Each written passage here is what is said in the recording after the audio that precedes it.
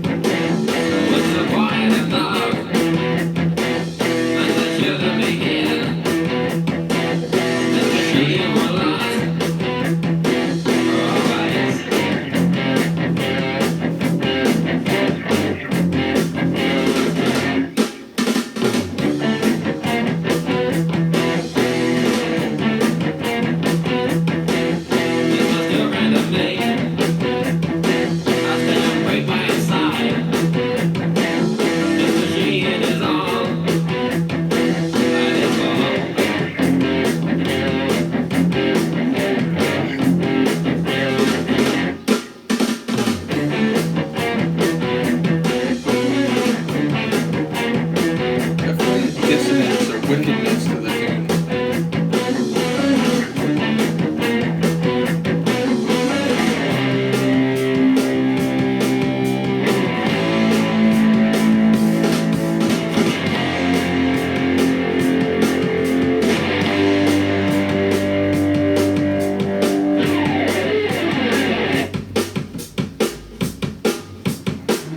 Those long growling guitar chords followed by very straight notes.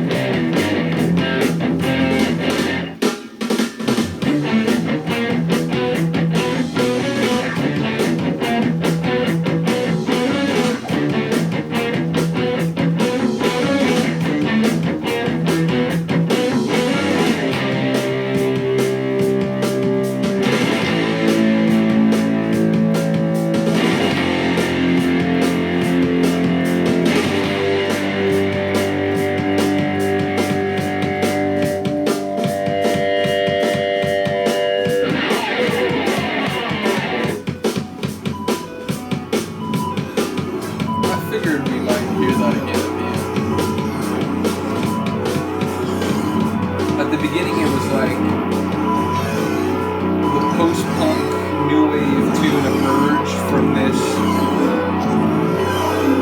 dark synthetic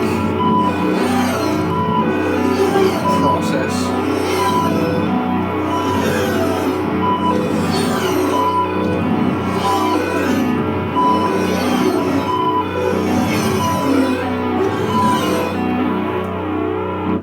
So it's only fitting that the end of the tune, the outgoing post-punk gritty tune, would be enveloped again by that electromechanical industrial processing sonic atmosphere. So yeah, I enjoyed the bookended nature of that. It was a bit, I admit, like in the first moment when the like post-punk tunes started to come in, it felt a bit like at crossroads. It was like, oh wait, I thought this was going to be atmospheric and, you know, hard and industrial synths and so on, but then it went a different direction. But I really enjoyed that tune.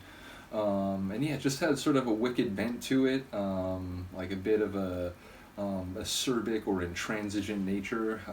And yeah, like I said, I didn't pick up everything, but it does seem like he was saying like the metal or the steel in his voice, and so perhaps like, you know, the other person is like, oh, I don't know, like, you know, are you really human? Are you really, can I trust you? Are you, you know, some other type of android being that, you know, perhaps is a danger to me?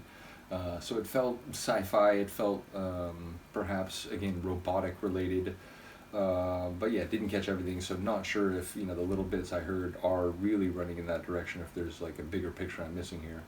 Nevertheless, really did enjoy it.